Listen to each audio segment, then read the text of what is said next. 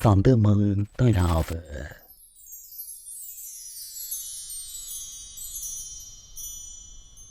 මට නිසල්ව හම්බ වෙන්නේ මම ඒලවල් වලට සිප්ලන් එකේ ක්ලාස් යන කාලේ.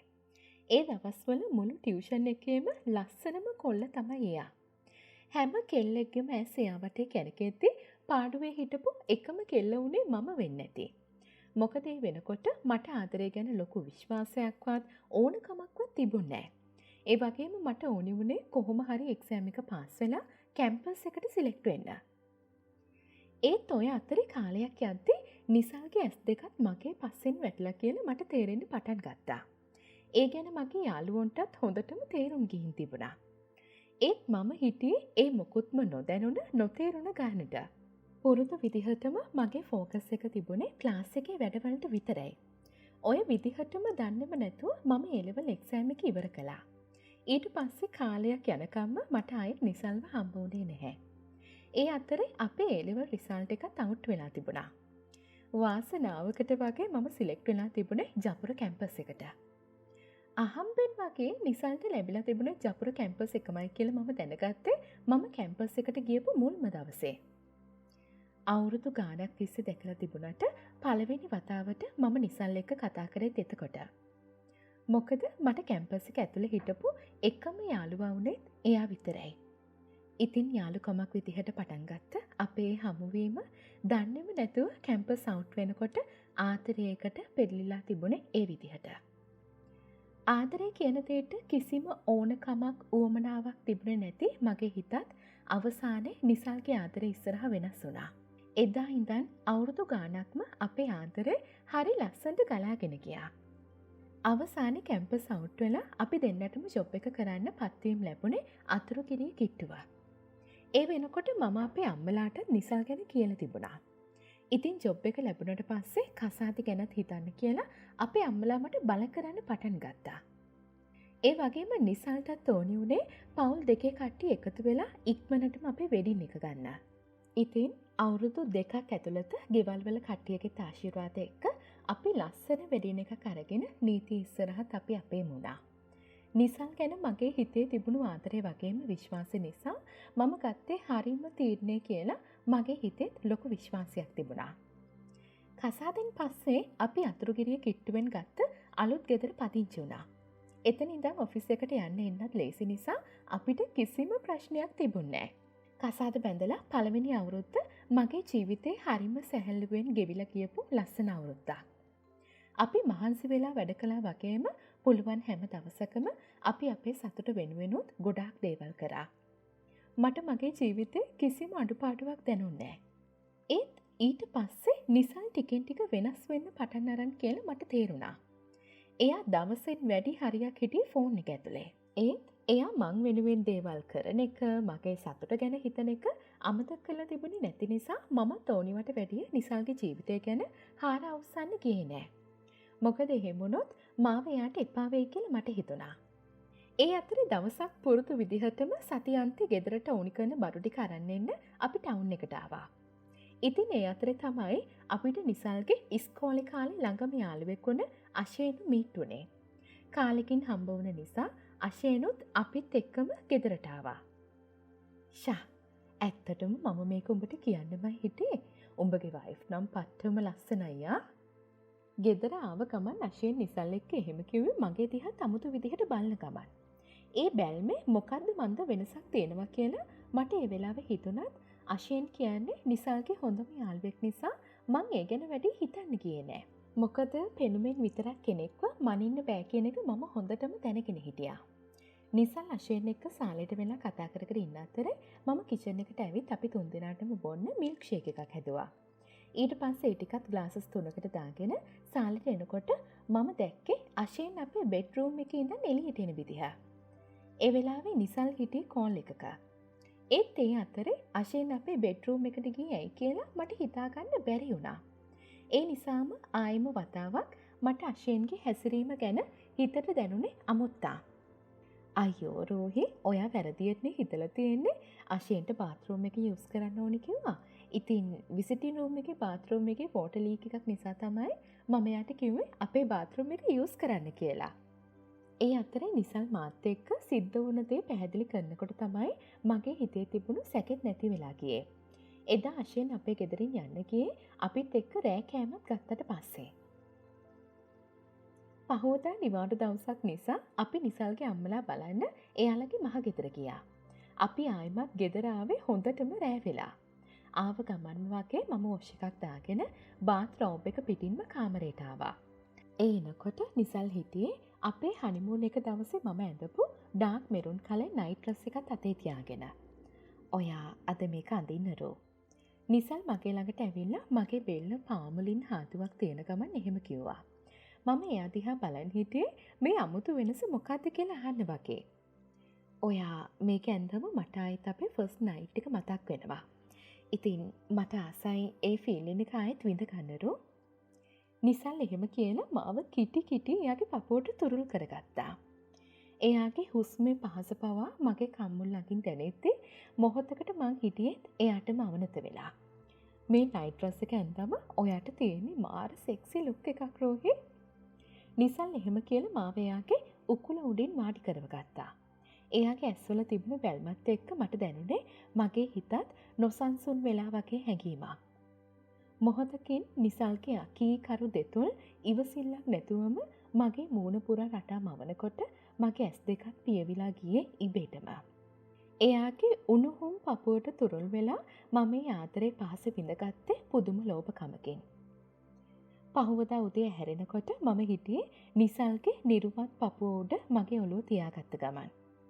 මං හිමිහිට එයාට නොදැනෙන්න ඇඳෙන් නැගිටලා බාත්රූම් එකට ආයි වොෂ් එකක් දාගන්න.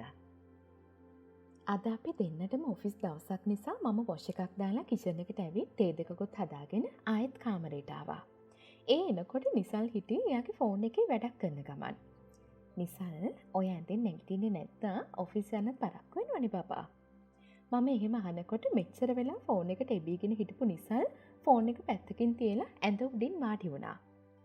අනේ මට ඔයාට කියන්න අමතක වුණා රෝහි මම අද ඔෆිස් යන්නේ නැහැ. මම බොස්ට කිව්වා අද මගේ ප්‍රොජෙක්ට් එකේ ඉතිරි ටික ගෙදර ඉඳන් කරලා ඉවත්නම් කියලා. මම හිතුවේවත් නැති විදිහට නිසල් එහෙම කිව්වා. අයියෝ නිසල් ඔයා කලින් කිව්වනම් මාත් ලිව් එකක් දාගන්නවනේ. අපරාධනේ. මම නොරිස් සුමෙන් වගේ එහෙම කිව්වේ නිසල් නිවාඩු දැම්ම බවක් මට නිකමටවත් කලින් නොකියපු හින්දා. ඒත් දැන් හදිස්සියෙම මට නිවාඩු ගන්න බැරි නිසා මම පොරොත්තු විදිහටම ලෑස්ති වෙලා ඔෆිස් එකට ආවා. එදා දවසට පස්සෙත් නිසල් මට කියන්නේ නැතුව කීප පාරක්ම ඒ විදිහට නිවාඩු අරගෙන ගෙදරට වෙලා හිටියා. එහෙම දවස්වලට එයා ගොඩක් වෙලාවට වැඩ කරේ ෆෝන් එක හරි ලැප්ටොප් එක හරි අතේ තියාගෙන. ඒත් මම එයාගෙන් මොනවද කරන්න කියලා අහපු හැම වතාවකම නිසල් කිව්වේ ඔෆිස් එකේ වැඩක් කරනවා කියලා. ඒ නිසා මාත් ඕනිවට වැඩිය එයාගේ මේ අලුත් වෙනස ගැන හොයන්න ගියේ නෑ. මොකද මම ඒ තරම්ම නිසල්ව විශ්වාස කරා. ඒ අතරේ සතියක් තිස්සෙම එක දිගට වැඩ කරලා ඉරිද දවසක මට නිවාඩුවක් ලැබිලා තිබුණා. එදා නිසල් හිටියෙත් ගෙදර. කාලෙකින් කාමරේ ටිකක් පිළිවෙලකට අස් කරගන්න බැරි වුන නිසා මම ලෑස්ති වුණේ අපි දෙන්නගේ රූම් එක අස් කරන්න. මම බෙඩ් එකට අලුතින් ෂීට් දාලා පිලෝ කේසස් ටිකත් මාරු කරලා කණ්ණාඩි මේසෙ ළඟට ආවේ එතන තස් කරන්න හිතාගෙන. ඒත් මේසෙ ලාච්චුව ඕපන් කරනකොට මම දැක්කේ ලාච්චුවේ තිබුණ පොඩි කාඩ්බෝඩ් බොක්ස් එකක්. මම ඒක අතට ගත්තේ ඒ මොකක්ද කියලා හිතන ගමන්. ඒත් ඒ බොක්ස් එක ඇතුලේ තිබුණේ මම නමක් නොදන්න කැප්සූල් වගේක් කියලා මම දැක්කේ එතකොට. නිසල් මේ මොනවද මේ කැප්සූල් වගේක් තියෙන්නේ කාගේද මේවා? මම කැප්සූල් බොක්ස් එකත් අතේ තියාගෙන නිසල්ගෙන් එහෙම ඇහුවා. ඒක දකින්නවත් එක්කම නිසල් හිටියේ ටික බය වෙලා වගේ. මේ රෝහි ඕක මගේ රෝහි මට ඔයාට කියන්න අමතක වුණානේ. ඕක මම මේ ළඟදී ගත්ත විටමින් කැප්සියුල් එක. නිසල් ඉක්මනට එහෙම කියලා මගේ අතේ තිබුණ බොක්ස් එක ඉක්මනට එයාගේ අතට ගත්තා. ඒත් නිසල්ට හිටි හැටියෙම විටමින් ගන්න හිතුනේ ඇයි කියලා මම තනියම හිතුවා. දවසින් දවස නිසල්ගේ මේ අමුතු වැඩ මගේ හිතෙත් පොඩි සැකයක් ඇති කළාට හැමදාමත් වගේ මගේ හිතේ එයා ගැන තිබුණු ආදරේ ඒ සැකේ යට කරලා දැම්මා. ඒත් නිසල් දැන් කලින්ටත් වැඩිය මං ගැන හිතන්න පටන් අරන් කියලා මට තේරිලා තිබුණා. නිසල් හැමදාමත් මට එක එක විදිහ ඇඳුම් ගෙනත් දෙන්න පටන් අරන්. එක එක ලිප්ස්ටික් වර්ග, මේකප් වර්ග පවා එයා මට ගෙනත් දුන්නා. නිසල්ට ඕනි වුණේ මම ගෙදරටත් පුංචිවට හරි මේකප් එකක් දාගෙන ලස්සනට ඉන්නව දකින්න.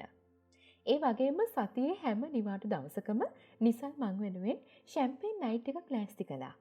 ඒ දවසට මට අඳින්න අලුත් ඩ්‍රස් එකක් පවා එයා අරගෙන ආවා. ඒ හැම රැයක්ම වගේ මට මගේ ජීවිතේ අමතක නොවෙන දවස්. වෙන කිසිම කෙනෙක් නැතුව අපි දෙන්න විතරක් තනි වුණ ඒ ලෝකේ හැමදාමත් මාව වෙනම හැඟීමකට අරන් යනවා. නිසල්ටත් ඕනි වුණේ ඒ හැම මොහොතකම මාව පුළුවන් උපරිමයටම විඳ ගන්න. එයා මගේ කසාද සැමිය නිසා මටත් එයාගේ ආසාවන් වලට හරස් වෙන්න කිසිම උවමනාවක් තිබුණේ නැහැ. මොකද එයා වගේම මමත් ඒ ආදරණීය හෝරාවන් වලට ගොඩක්ම ලෝභ වුණා. ඒ අතර දවසක් නිසල්ට එයාගේ ඔෆිස් එකේ ඕවර් ටයිම් වැඩ වැටලා තිබුණා. ඉතින් මම ඔෆිස් ඉවර වෙලා තනියෙන්ම ගෙදර ආවා. ආව ගමන්ම වොෂ් එකක් දාගෙන කොෆි එකකුත් හදාගෙන ඇඳට ආවේ මහන්සිය නිසා. ඇඳට වෙලා නිකමට වගේ ෆෝන් එකත් බලබල ඉන්න ගමන් මම එකපාරටම ගැසිලා ගියේ කාමරේ බිත්තිය දිගේ බිමට ලිස්සලා වැටෙන පුංචි කුරුමිනියෙක් නිසා. මම ඇඳෙන් බැහැලා බිත්තිය ළඟට ගියේ ඒ සතාව ජනේලෙන් එළියට දාන්න හිතාගෙන. ඒත් එතකොටම ඒ සතා මොකක් හරි දෙයක පැටලිලා ඉන්නවා මම දැක්කා. මම පරිස්සමට එයාව අරගෙන එළියට දාලා ඒ පැටලිලා තිබුණ දේ අතට ගත්තා. ටිකක් වෙලා ඒක දිහා බලන් හිටියට පස්සේ තමයි මට තේරුම් ගියේ ඒක මිනි කැම් එකක් කියලා. ඒත් ඒ කැමරාව කවදා ඉඳන් අපේ කාමරේ තිබුණාද ඒක කවුරු සෙට් කරාද කියලාවත් මම දැනගෙන හිටියේ නෑ. ඒ කැම් එක සෙට් කරලා තිබුණේ කෙලින්ම අපේ කාමරේ බෙඩ් එක ફોකස් වෙන විදිහට. මොහොතකට මගේ ඇඟ පවා වෙවුලලා ගියේ මේ වැඩේ පිට මිනිස්සෙක් කරාද කියලා හිතනකොට.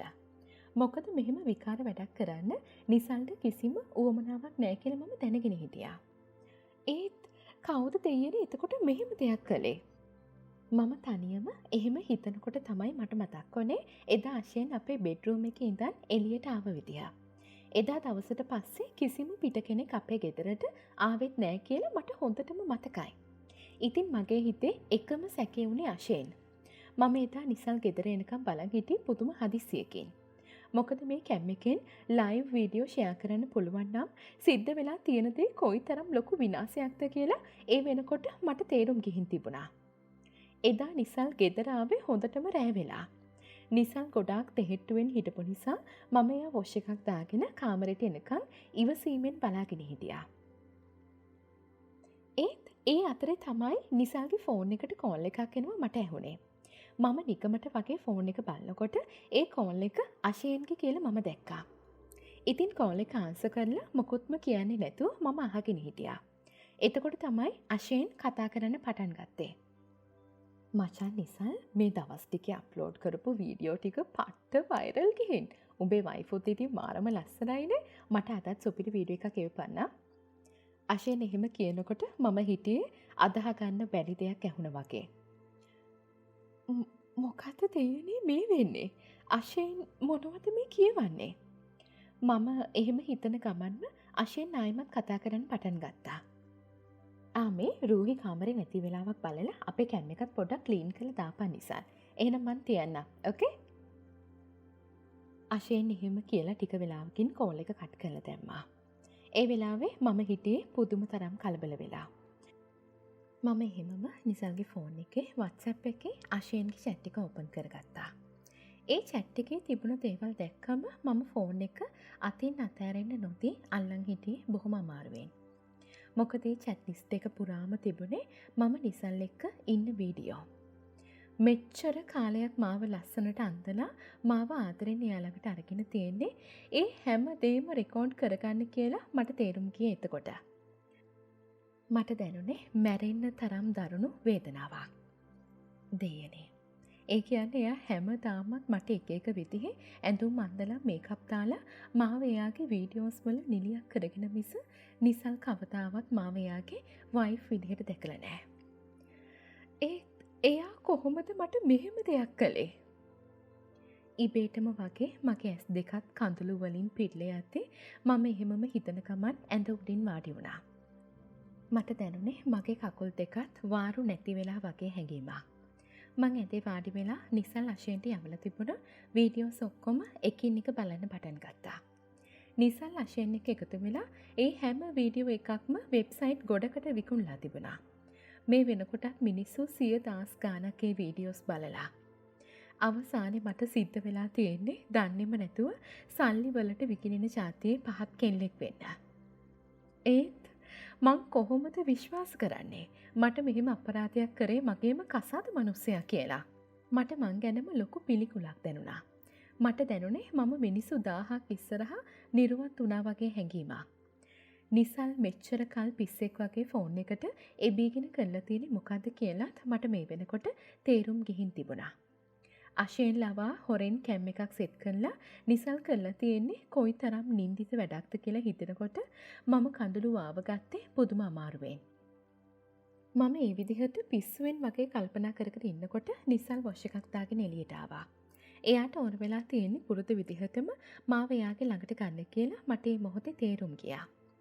ඒත් තව දුරටත් නිසල් මගේ අතකින්වත් අල්ලනවට මම කැමති වුණේ නෑ. එයාටත් මගේ වෙනස තේරුම් ගිහින් තිබුණද මන්ද ඔයාට මොකද්ද වෙලා තියෙන්නේ රෝහි කියලා නිසල් මගෙන් ඇහුවේ පුදුම වෙලා වගේ. මට තවත් වෙන්න දෙයක් ඔයා ඉතුරු කරලා නෑ නිසල්. ඒත් මට එක දෙයක් දැනගන්න ඕනේ. පණ වගේ ආදරය කරපු මට ඔයා කොහොමද දෙයියනේ මෙහෙම ජරා වැඩක් කළේ? ඔයා මෙහෙම තිරිසන් වැඩක් කරයි කියලා මම හීනකින්වත් හිතුවේ නෑ නිසල්. මං පිස්සුවෙන් වගේ එහෙම කිව්වේ හිත ඇතුලේ කකින වේදනාව ගින්දරක් වගේ ඉවසගෙන. බොරුවට කෑ ගහලා ප්‍රශ්න ඇති කරන්න එපා රෝහි. තමුන් මගේ කසාද වයිෆ්. ඉතින් තමුන් ඉන්න ඕනේ මට ඕනි විදිහට. තේරුණාද? නිසල් කිසිම හිතක් පපුවක් නැති ගානට එහෙම කිව්වේ කොහොමද කියලා මට හිතාගන්න පුළුවන් වුණේ නෑ. එයා අඩුම තරමේ එක දශමිකින්වත් මට ආදරේ නෑ කියලා මට ඒ වචන වලින් හොඳටම තේරුණා. හරි. ඒ කියන්නේ ඔයා මට මේ තරම් පහත් වැඩක් කරේ මම ඔයාව කසාද බැනපු නිසානේ. එහෙනම් ඔයා එකක් මතක තියාගන්න. ඔයාට අද ඉඳන් ඒ අයිතියත් ඉවරයි. මට ඔයාකින් ඩිවෝස් වෙන්න ඕනේ. මම අවසන් වතාවට එහෙම කියලා ඇඳුම් ටිකත් අරගෙන ගෙදරින් එළියට බැස්සේ ආයෙත් කිසිම දවසක ඒ ගෙදරට යන්නේ නැහැ කියලා හිතාගෙන. මම අතුරුගිරිය ඔෆිස් එකෙන් ට්‍රාන්ස්ෆර් වෙලා මගේ ඩිවෝස් එකත් ෆයිල් කරාට පස්සේ මම තනියෙන්ම ආයෙත් අපේ ගමට ආවා. කාලය ඔහේ ගෙවිලා ගියා. ඒත් කොයිතරම් කාලයක් ගත වුණත් මගේ හිත හදාගන්න මට පුළුවන් වුණේ නෑ. දවසින් දවස මට මාවම එපා වෙද්දි අවසානයේ මට කන්න බොන්න තියා ඇඳුමක් ඇඳලා පිරිසිදුවට ඉන්නවත් හිතෙන්නේ නැති තරමට මම මානසිකව කඩා වැටුණා. මගේ මානසික පීඩනයත් එක්ක අම්මලා මාව මෙහෙණින් වහන්සේලා වැඩ ඉන්න ආරාමයකට එක්කගෙන ආවේ එහෙම හරි මගේ හිත හදාගන්න උදව් වෙන්න හිතාගෙන. මම දවස් ගානක්ම ඒ ආරාමේ නතර වෙලා හිටියා. මෙහෙණින් වහන්සේත් ටිකෙන් ටික මගේ හිත හදාගන්න උදව් කරේ ඒ අතරේ. මම කවදාවත් කිසිම කෙනෙක්ට දැනුවත්ව වරදක් කළා නෑ මෙහෙණින් වහන්සේ. එහෙම එකේ ඇයි මටම මෙහෙම වුනේ? මම වැලහින්නක් වගේ අඬන ගමන් එහෙම කියනකොට මෙහෙණින් වහන්සේ හරීම නිවුන හඬකින් කතා කරන්න පටන් ගත්තා. ඒ හඬේ තිබුණේ පුදුමාකාර හිත නිවන තැම්පත්කමක්.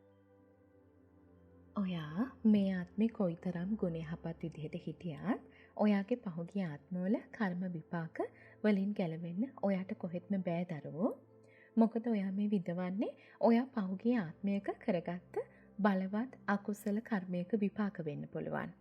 ඒත් මේ ලැබිලා තියෙන ලස්සන ජීවිතේ සිහි නුවණ දියුණු කරගෙන ජීවත් වෙලා පුළුවන් තරම් පින් රැස් කරගන්න.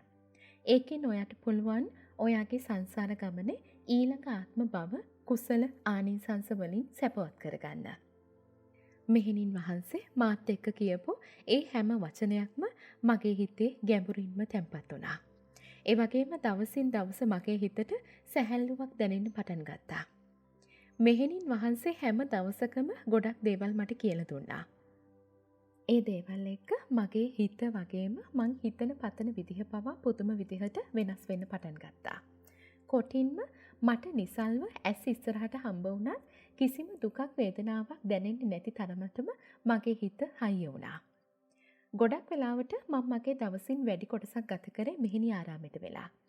උදේ පාන්දරින්ම බෝමළුව අමතලා මෙහෙණින් වහන්සේලාගේ දානේ පාත්‍ර පිරිසිදු කරලා මල් ආසන පිළිවෙල කරන වැඩත් ඔක්කොම කළේ මම. ඒ දේවල් එක්ක දවසින් දවස මගේ හිතත් පිරිසිදු වෙනවා කියලා මට දැනුණා. ඒ අතර තමයි දවසක් ආරාමේ ලොකු මෙහෙණින් වහන්සේ හදිසියෙම අසනීප වුණේ. මම උදේ පාන්දරම මෙහෙණින් වහන්සේ එක්ක ටවුන් එකේ හොස්පිටල් එකට ආවා. ඩොක්ටර් ඇවිත් ලෙඩ්ඩුන්ව චෙක් කරන අතරේ මම හිටියේ හොස්පිටල් එකේ කොරිඩෝ එකේ එහා මෙහා ඇවිදින ගමන්.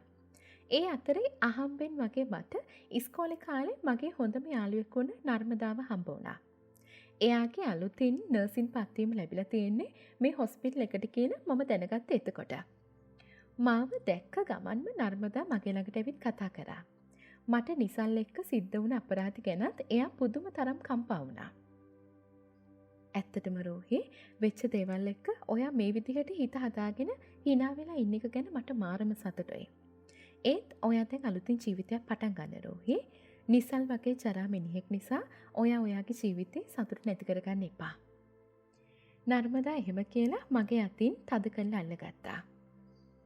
ඇත්තටම මට මගේ ජීවිතේ සතුට නැති වෙලා නෑ නර්මදා. මං දැන් හරි සැනසීමෙන් ජීවත් වෙන්නේ. ඒත් මම ආයෙත් කසාද බඳී කියලා නම් හිතන්න අමාරුයි. මොකද බැඳීම් කියලා කියන්නේම දුකක් විතරයි කියලා මට දැන් තේරෙනවා. මම එහෙම කියලා ලොකු හුස්මක් අරගෙන පපුව සැහැල්ලු කරගත්තා.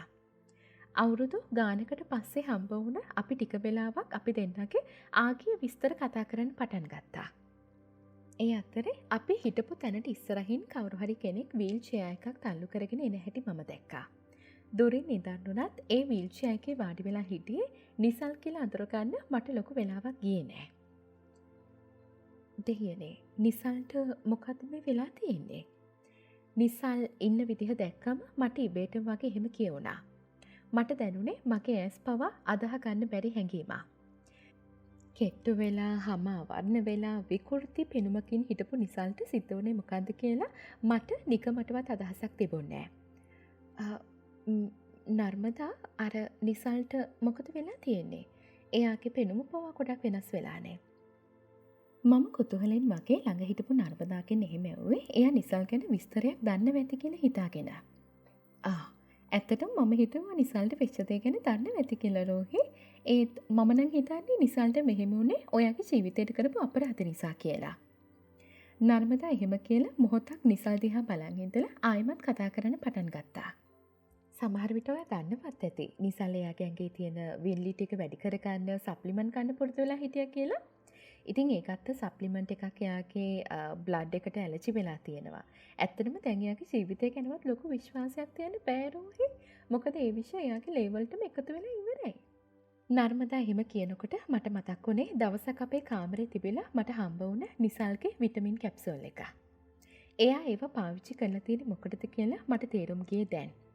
ඒත් අවසානයේ නිසල් කරගත්ත පව් එයාටම පරිසම් දීලා කියලා මට තේරුණා.